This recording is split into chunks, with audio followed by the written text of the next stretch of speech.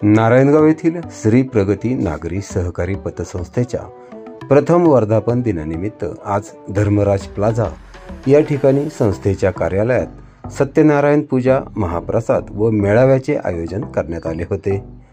समाज प्रबोधनकार हरिभक्तपरायण पंकज महाराज गावडे उर्फ जगद्गुरू कृपांकित चेतनानंद महाराज पुणेकर हे अध्यक्षस्थानी होते. संस्थेचे अध्यक्ष ऋषिकेश फुलसुंदर, उपाध्यक्ष परीक्षित बोरकर, सचिव ॲडव्होकेट राजेंद्र कोल्हे, सर्व संचालक मंडळ तसेच शिवसेनेचे ज्येष्ठ नेते शरद चौधरी, शिवसेना तालुका प्रमुख माऊली खंडागळे, मंगेश काकडे, अरुण पारखे, जिल्हा दूध संघाचे माजी अध्यक्ष रमेश भुजबळ, लाला बँकेचे माजी अध्यक्ष जगदीश फुलसुंदर व सभासद वर्ग मोठ्या संख्येने उपस्थित होते. सचिव ॲडव्होकेट राजेंद्र कोल्हे यांनी संस्थेच्या एका वर्षाच्या प्रगतीचा आलेख सादर केला. संस्थेचे अध्यक्ष ऋषिकेश फुलसुंदर यांनी सर्व मान्यवरांचे स्वागत केले. तंटामुक्ती समितीचे अध्यक्ष ज्ञानेश्वर आवटी, गाडगे महाराज, अनिल देवटे, राजश्री बोरकर, शरद अण्णा चौधरी यांनी संस्थेच्या कार्यास शुभेच्छा दिल्या. सूत्रसंचालन अभय वारुळे व ग्रामपंचायत सदस्य हेमंत कोल्हे यांनी केले, तर आभार उपाध्यक्ष परीक्षित उर्फ बंटी बोरकर यांनी मानले.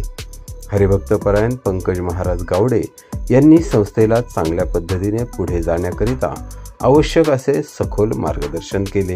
श्री प्रगती नागरी सहकारी पतसंस्था मर्यादित या सहकारी तत्वावर चालणाऱ्या पतसंस्थेच्या प्रथम वर्धापन दिनाच्या निमित्ताने व्यासपीठावर ज्यांच्या समोर मी लहानचा मोठा झालो, ज्यांना मी 1995 पासून अण्णाबाबांबरोबर असताना पाहायचो, त्यांचं भाषण आज ऐकलं की ताई खूप थकलेल्या वाटल्या. त्याच्यामुळे मला मनात वाईट वाटलं. आदरणीय आमच्या PDCC बँकेच्या माजी संचालिका, जिल्हा परिषदेच्या सदस्या, जिजाऊ महिला ग्रुप नावाने क्रांती करणाऱ्या राजश्रीताई, माझ्या गावामध्ये माझं कीर्तन झालं त्यावेळी ज्यांच्या घरी मी फेटा बांधला त्या सध्या माझ्यावर नाराज आहेत थोड्याशा. त्या आमच्या नाही ना योगिनीताई, सन्माननीय धर्मवीर पतसंस्थेमध्ये अतिशय उत्कृष्ट कामगिरी करणारे ज्ञानेश्वर भाऊ आवटी, तात्यांचा चहा प्यायचा आहे आम्हाला, अनिल तात्या, जुबेरभाई, आदरणीय गाडगे महाराज, बाबा आजच तुमच्या गावाला कीर्तन घेतलं, तुम्ही स्वतः आहे ना तालुक्याचं, हां जागरचं 28, रामदासजी, या संस्थेचे सर्व सन्माननीय संचालक, माझा जीवलग मित्र लहानपणाचा ऋषिकेश, बंटीला खूप लहानपणी पाहायचं मी ताईकडे गेल्यावर. आता बंटी खूप मोठा झाला, दाढी बिडी. बंटी शेठ, आमचे जिम करणारे ॲडव्होकेट राजेंद्र, बरेच ॲडव्होकेट आहेत पण जिम करणारे एकच आहेत, डॉक्टर संतोषजी, श्री कौसारामजी, कृष्णा शेठ आणि आमचे जे संबंध आहेत, पांडुरंग दादा त्यावेळी मुंबईला असायचे, पण त्यांचे वडील वारले त्याच्या पिंडदान विधीच्या दिवशी मी त्यांच्या घरी मुक्कामी होतो. आदरणीय आमचे पांडुरंग दादा, अमोल भाऊ, अभिषेकच्या वडिलांचं माझंही खूप चांगलं रिलेशन होतं.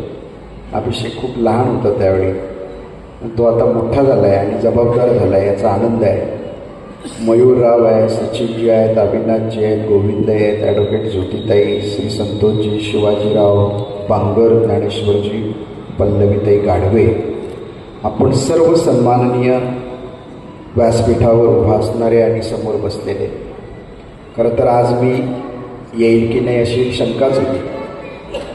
सकाळी नागपूरवरनं साहेबांच्या PAचा फोन आला, माझ्या घराच्या मागे शुभारंभ लॉन्सला विभागीय बैठक आहे आणि तिथे राज्याचे मुख्यमंत्री आणि आदरणीय बावनकुळे साहेब येत आहेत आणि आपल्याला भेटायचं. मी म्हटलं आता काय करावं.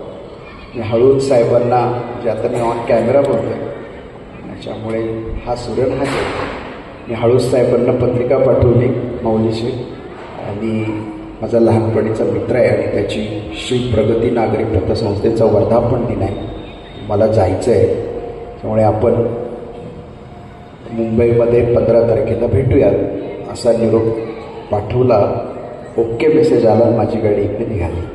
त्यामुळे आज खूप आनंद होतो आहे की नारायणगावमध्ये आल्यानंतर मी आजूबाजूला ज्या काही बोर्ड्स पाहतो आहे, राजगुरुनगर सहकारी बँक, म्हणजे त्या बँकेला पण मी ट्रेनिंग दिलं आहे सगळ्या कर्मचाऱ्यांना. त्यांचा लेखी माझ्याकडे लेटर आहे की त्यांच्या इतिहासातलं असं ट्रेनिंग झालं नाही, असं त्यांनी मला कॉम्प्लिमेंट केलं आहे.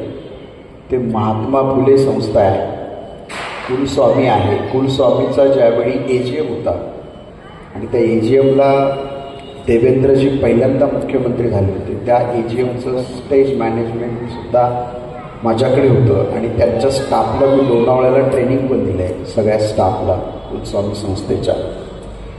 त्याचबरोबर महात्मा फुले आणि कुलस्वामी आहे. आपली विशाल जुन्नर आहे, ही मुंबईमध्ये आपल्या जुन्नर तालुक्याची फार मोठी ओळख आहे. ते खूप साऱ्या बँका आहेत आणि या प्रत्येक बँकेशी मी काही ना काही संबंधित आहे. धर्मनाथ प्लाझा तर भैरवनाथला पण मी ट्रेनिंग दिले, दादांनी माझा कार्यक्रम ठेवला होता. आपण सगळ्या जणांनी एक गोष्ट मात्र इथे मला अधोरेखित करावीशी वाटते, ती म्हणजे या संस्थेकडे 3,17,00,000 रुपयाचं फिक्स डिपॉझिट आहे आणि अवघ्या मला वाटतं 7-8 महिन्यामध्ये लायसन मिळाल्यानंतर जो काही सेटअप उभा करायचा आहे त्याच्यामध्ये 3-4 महिने आमचे गेलेले आहेत. म्हणजे 8 महिन्यामध्ये जर 3,17,00,000 आहे तर हा कॉन्स्टंट एफर्ट्स जर त्यांनी ठेवला तर पुढच्या वर्धापन दिनाच्या पर्यंत ही रक्कम आपल्याला खूप मोठी पुढे गेलेली दिसेल. निस्ती ठेव घेणं हा काही संस्थेचा व्यवहार नाही आहे. संस्था प्रॉफिटमध्ये ज्यावेळी येते प्रामाणिक कर्जदार आणि मग कर्ज वाटप देखील 2,19,00,000 आहे. म्हणजे हा त्यांचा इन्कम सोर्स आहे, त्याला आपण सोर्स ऑफ इन्कम म्हणतो. याच्यातनं मग त्यांची कॉस्ट आहे, गाळ्याचा रेंट असेल आणि स्टाफचा पगार असेल. आता बरेच अहवाल आहेत आणि बऱ्याच बँकांना मी जवळून ट्रेनिंग देतो ॲज अ ट्रेनर. या सगळ्या बँकांमध्ये परवा अप्पर सहकार आयुक्तांचा माझा फोनवर चर्चा झाली. त्यांच्या कार्यक्रमाला मला जाता आलं नाही. PDCC बँकेच्या हॉलमध्ये कार्यक्रम होता, आदरणीय श्रीकृष्ण वाडेकर साहेब. पण त्यांच्या मनामध्ये एक चिंता आहे. अशीच एक श्री नावाची श्री नागरी पतसंस्था आहे बोपोडीमध्ये. तिथे कवडे साहेब आणि मी त्या कार्यक्रमाचा चीफ गेस्ट. कवडे साहेब आता राज्य सहकार निवडणूक आयोगाचे चीफ आहे. त्यांच्याही बरोबर माझी काही गोष्टींवर चर्चा झाली आणि मग मी एक प्रस्ताव मुरली अण्णांकडे दिला. आता त्याच्यावर अमेंडमेंट होईल आणि या सगळ्या गोष्टी होतील. नागरी सहकारी पतसंस्था आणि ग्रामीण बिगर शेती पतसंस्था याच्या व्यतिरिक्त एक स्मॉल फायनान्स बँका मार्केटमध्ये आलेल्या आहेत. अडचण अशी आहे की 1949ला ज्यावेळी RBIचा ॲक्ट लागू झाला, 1904 मध्ये सहकारी पतसंस्था सुरुवातीला कर्नाटकमध्ये गडग नावाच्या जिल्ह्यामध्ये सुरू झाली आणि 1906ला विठ्ठलदास ठाकरे आणि एक मारवाडी समाजाचे लल्लूभाई रमणदास यांनी बॉम्बे कोऑपरेटिव्ह क्रेडिट सोसायटी सुरू केली. 1912ला कायद्यामध्ये सुधारणा झाल्यानंतर. त्यानंतर एक वेगळ्या प्रकारचा मतप्रवाह या संस्थांच्या संदर्भामध्ये होता. महाराष्ट्र राज्य सहकारी बँक ज्यावेळी आली त्यावेळी खूप सारे चेंजेस या सहकारी कायद्यामध्ये झाले. हे सगळं करताना मधल्या कालखंडामध्ये वर्ल्ड बँकेने RBIला काही इन्स्ट्रक्शन्स दिल्या आणि त्या इन्स्ट्रक्शनच्या माध्यमातून नाबार्डने सुद्धा इथे डोकं लावलं, AIBPने डोकं लावलं, जागतिक बँकेने डोकं लावलं आणि काही फंड दिला भारत सरकारला. त्या फंडिंगच्या माध्यमातून रुरल डेव्हलपमेंटकडे आपल्याला जावं लागेल म्हणून एक इन्फ्रा उभं करायचं ठरलं. आणि त्या माध्यमातून एक रिव्हॉल्युशन आलं.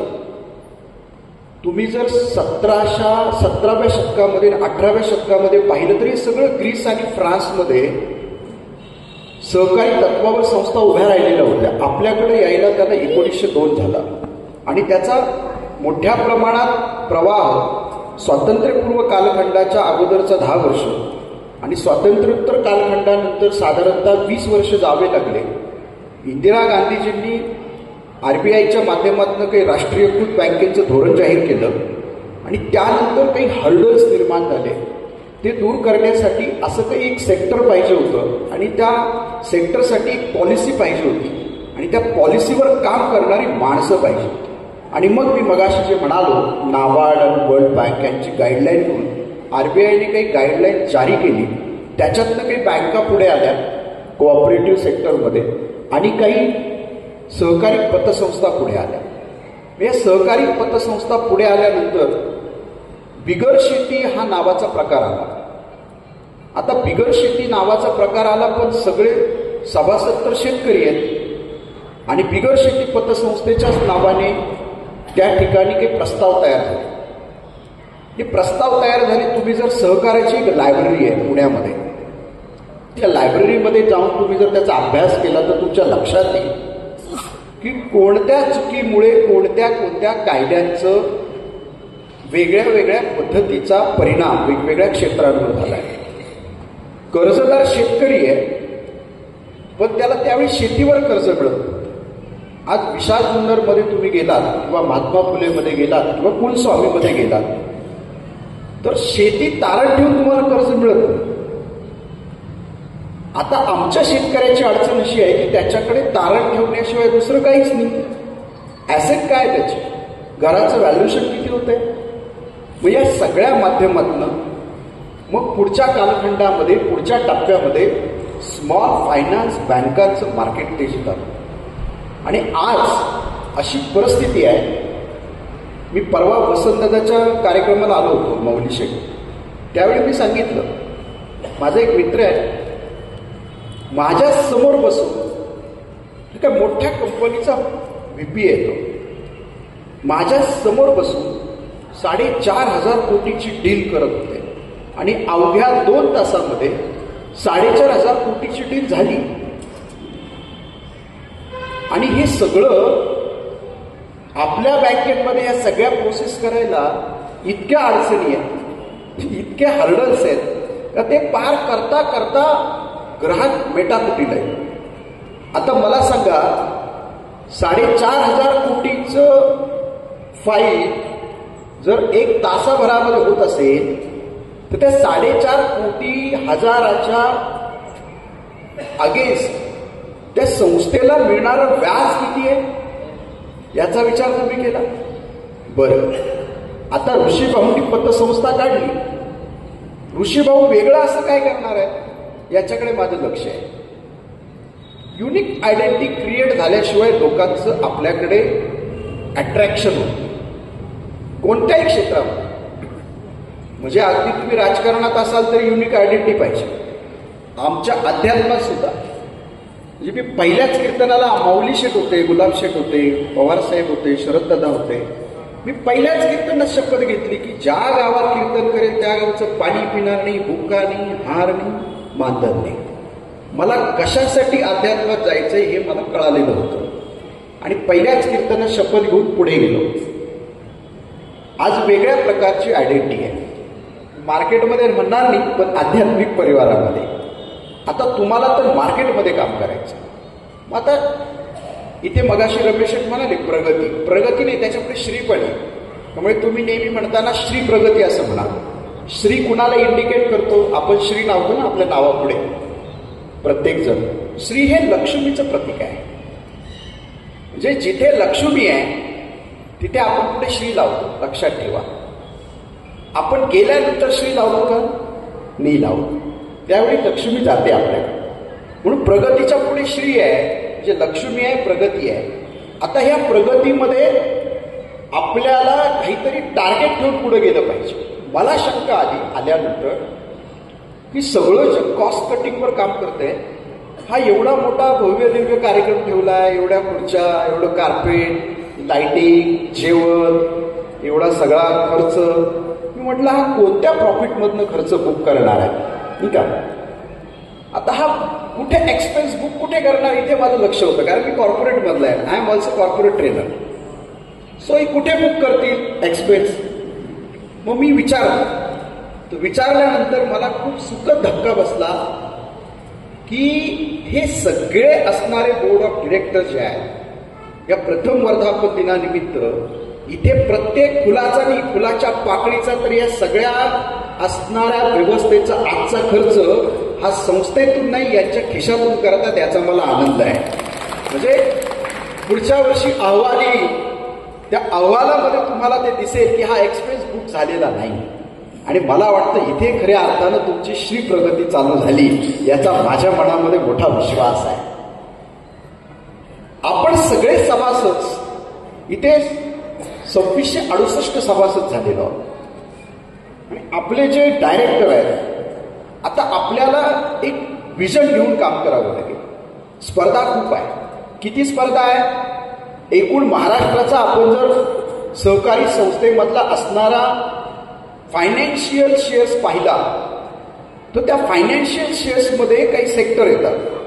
त्याच्यामध्ये इंडस्ट्री नावाचं एक सेक्टर आहे, मायक्रो इंडस्ट्री नावाचं एक सेक्टर आहे, ॲग्रिकल्चर इंडस्ट्री नावाचं एक सेक्टर आहे, व्हेकल इंडस्ट्री नावाचं एक सेक्टर आहे, आणि त्याचबरोबर स्मॉल स्केल इंडस्ट्रीला सप्लाय करणारी जी चैन आहे, रॉ मटेरियल क्रिएट करणारी, ते एक सेक्टर आहे. जिथे मोठ्या प्रमाणामध्ये मी जिथून पाहतोय, Ranjangaon MIDC, Chakan MIDC, Talawade MIDC, Bhosari MIDC, Pimpri Chinchwad MIDC, Hinjewadi IT park, Wagholi IT park आणि KP मधला काही उद्योजक वर्ग, या सगळ्यांना पुण्यामधल्या सगळ्या संस्थांनी वेगळ्या प्रकारची अटॅचमेंट दिलेली आहे. Special window. लक्षात आलं मला काय म्हणायचं? या स्पेशल कस्टमरला एक स्पेशल विंडो आहे. म्हणजे माझ्या संस्थेमध्ये एखाद्याने 100 कोटी जर डिपॉझिट केलं असेल तर त्याला माझ्या संस्थेत यायची गरज नाही. माझी सर्व्हिस डोरस्टेप सर्व्हिस आहे. एखाद्याचे माझ्याकडे 50 कोटी आहे तर त्याला माझ्या डायरेक्ट कॅबिनमध्ये सर्व्हिस आहे. एखाद्याचे माझ्या संस्थेमध्ये 10 कोटी आहे तर त्याला मी स्पेशल विंडो क्रिएट करून देतोय. आपल्याला अशा काही सेगमेंटवर काम करावं लागेल. ज्या पद्धतीचा कस्टमर आहे त्या पद्धतीचा फीडबॅक त्याला मिळाला पाहिजे.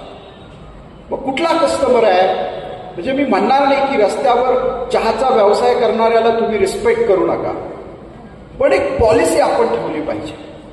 जसा आपण कार्यक्रमाला कॅबिनेट मिनिस्टर आल्यानंतरचा प्रोटोकॉल वेगळा आहे, CM आल्यानंतरचा प्रोटोकॉल वेगळा आहे. तर प्रोफेशनली आपल्याला हे सगळं करावं लागतं.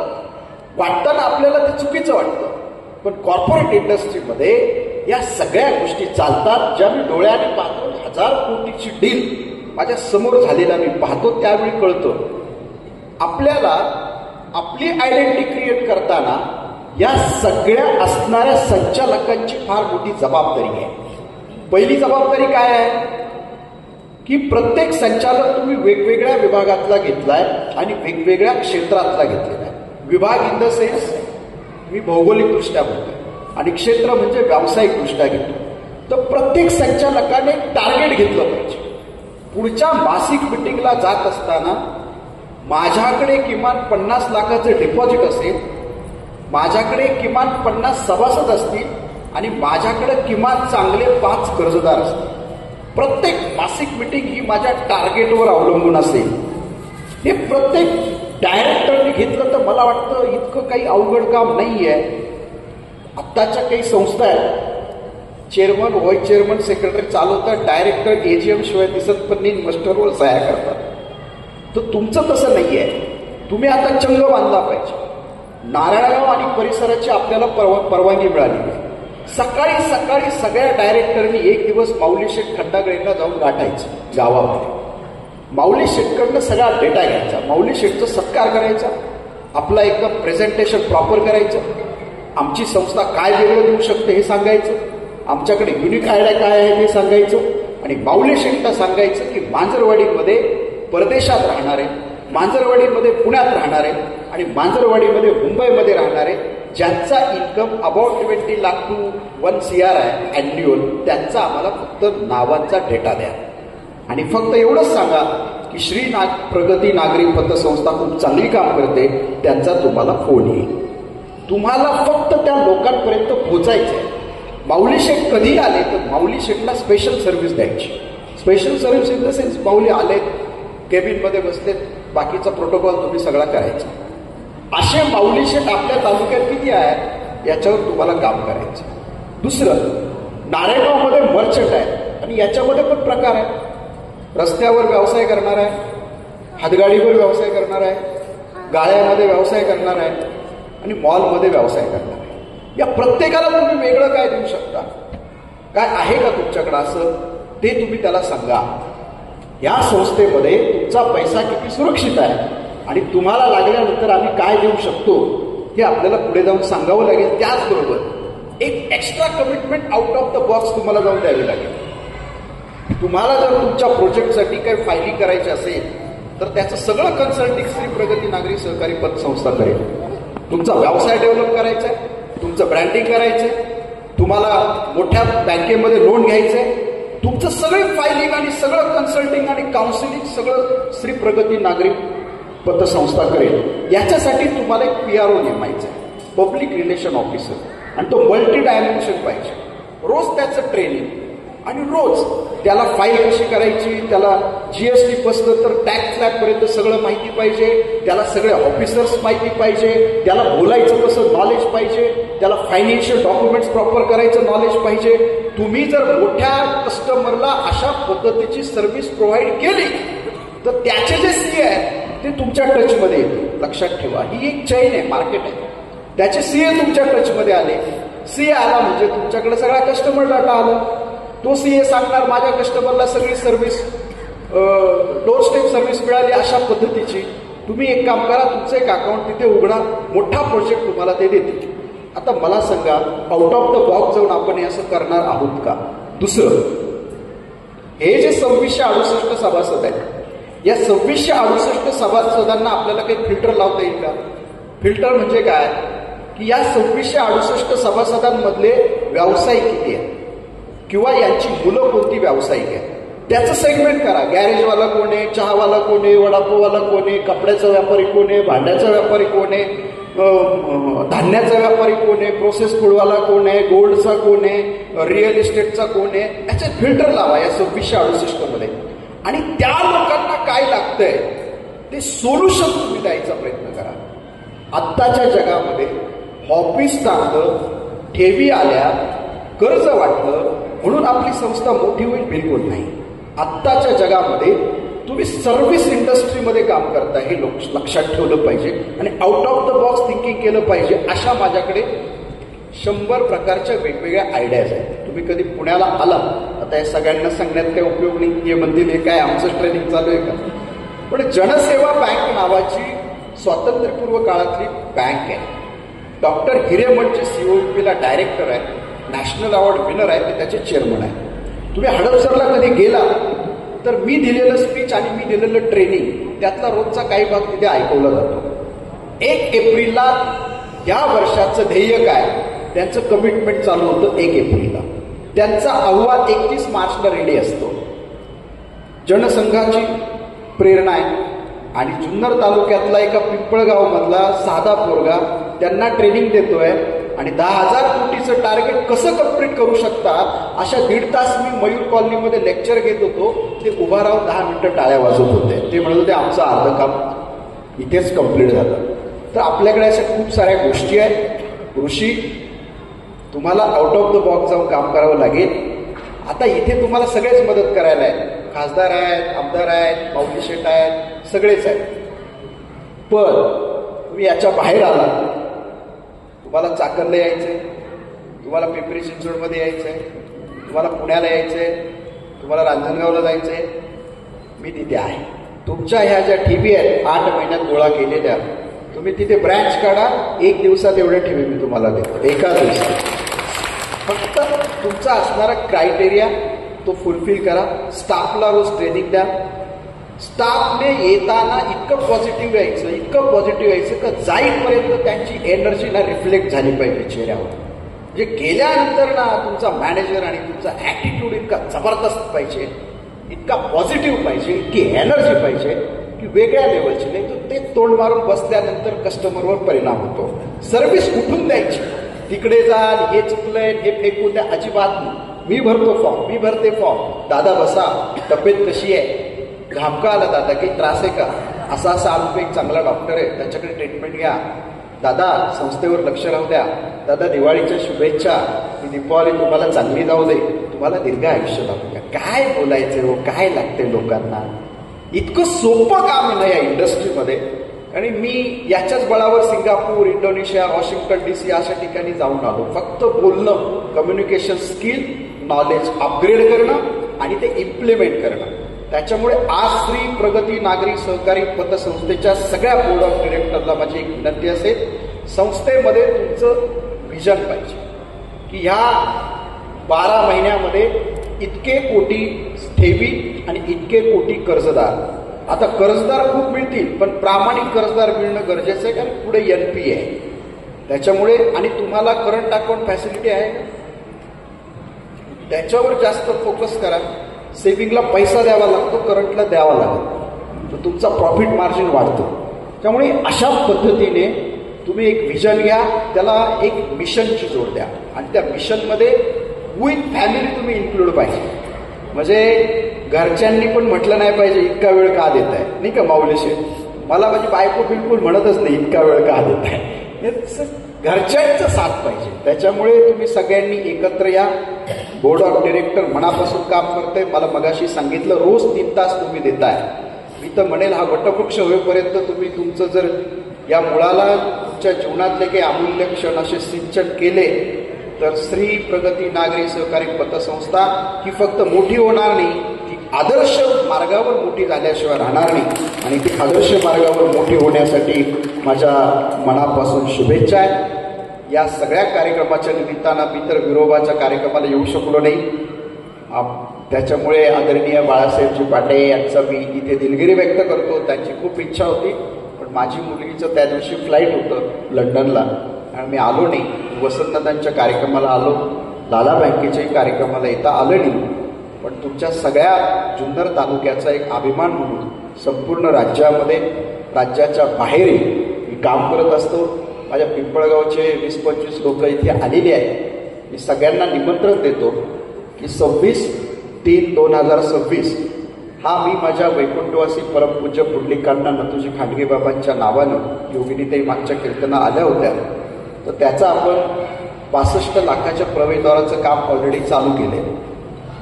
त्याचं लोकार्पण त्या दिवशी आहे आणि ते माझ्या स्वनिधीतून आहे, कोणताही निधी नाही त्याला. आणि त्याच दिवशी ते लोकार्पण पण होईल आणि 50 लाख रुपये त्या मंदिराला पण मी देतोय. त्याच्यामुळे तुम्ही त्या 26 मार्च 2026ला त्या अभूतपूर्व कार्यक्रमाला नक्की या. काही मान्यवर राज्यातले पण त्या कार्यक्रमाला येतील. आणि पुढच्या दिवाळीनंतर अधिक 50 लाख, म्हणजे माझ्या गावाला मी 1,65,00,000 रुपये देतोय. असे एकूण 2.5 कोटी रुपये मी वेगवेगळ्या संस्थांना देतोय, जे माझ्या मृत्यूपत्रामध्ये लिहिलेलं आहे. त्याचा लवकरच कार्यक्रम, आता हे तुमचं आत्ता घ्यायचं होतं पण आरक्षणाची गडबड आहे, त्याच्यामुळे तुमचं हे सगळं झालं निवडणुका की तो कार्यक्रम पुण्यात होणार आहे. त्यावेळी माऊली शेठ तुम्ही कायम माझ्या कार्यक्रमाला असता. ऋषी भाऊ तुम्ही सगळेच, राजू बरं का, राजू ते सगळ्यांना त्या कार्यक्रमाला यायचं आहे की आपलं लेकरू बाहेर गेल्यानंतर काय करतंय ते एकदा नक्की पाहायला या. आणि महाराष्ट्रामध्ये माझ्या वाट्याला हे सौभाग्य मिळालं की रामलल्लाच्या गर्भगृहात उभा राहिलो, माऊलींच्या मंदिरावर हेलिकॉप्टरनं पुष्पवृष्टी करू शकलो, बाबा महाराज सातारकरांची गाणी दगडूशेठ गणपतीनं माझ्याकडे दिली. आणि हे सगळं करताना ब्रेल लिपीतल्या आरतीचं अंध लोकांसाठीचं पहिलं पुस्तक आपण काढलं. अशा वेगवेगळ्या कॉन्सेप्ट घेऊन काम करतोय. लवकरच पुणे शहराच्या आजूबाजूला एक मोठा प्रोजेक्ट माझा येऊन घातलेला आहे, ज्याच्यामध्ये आपण रिसर्च सेंटर सुरू करतोय. त्याच्यामध्ये गोशाळा असेल, ज्याच्यामध्ये मोफत गुरुकुल असेल, मेडिटेशन सेंटर असेल, जगातली एक स्पिरिच्युअलिटीवर काम करणारी, सायन्सवर काम करणारी अद्ययावत लायब्ररी असेल, अशा वेगवेगळ्या पद्धतीनं वेगवेगळा प्रयोग आपण 3 वर्षामध्ये ते कामही मला उभं करायचं. त्यासाठी जुन्नर तालुक्याचे त्या कामाला आशीर्वाद असावे. जुन्नर तालुक्याच्या राजकीय नेत्यांना मी एकच सांगू इच्छितो की जुन्नर तालुक्याची राजकीय संस्कृती खूप चांगली अजून राहिलेली आहे. बाहेर फिरतो त्यावेळी छाती धस्स होतं. आपला तालुका खरंच चांगला आहे, आपले राजकीय नेते खरंच चांगले आहेत. त्यामुळे पक्षविरहितपणे माझ्या सगळ्यांना शुभेच्छा आहेत. फक्त मी ह्या कार्यक्रमाला आलो आणि त्या कार्यक्रमाला आलो नाही, हा त्याचा झाला, हा माझा नाही असं मनामध्ये न आणता मी तुमच्या सगळ्यांचा आहे, तुम्ही सगळे माझ्या. ऋषीभाऊला मनापासून शुभेच्छा देतो. माझा इथे वाजगे परिवार, खैरे परिवार, आमचा असणारा पाटे परिवार हे आमचे नातेवाईक परिवार आहेत. म्हणून परवा संतोष काणा म्हणाले की आमच्या गणपतीच्या मंदिराला काहीतरी द्या. मागच्या आठवड्यात मी आलो होतो, 2 लाखाचा चेक मी मंदिराला दिला आणि तो पासही झाला बरं का. म्हणजे असं नाही तर त्यांच्याही मंदिराला मी 2 लाख रुपये दिले. नारायणगावमध्ये एक 25 लाखाचं काम आपल्याला करायचं आहे. बाबूभाऊ जे काम सुचवतील ते काम आपण या नारायणगावमध्ये पण करणार आहोत. तुम्हा सगळ्यांना मनापासून शुभेच्छा देतो आणि या ठिकाणी थांबतो. धन्यवाद. रामकृष्ण हरी.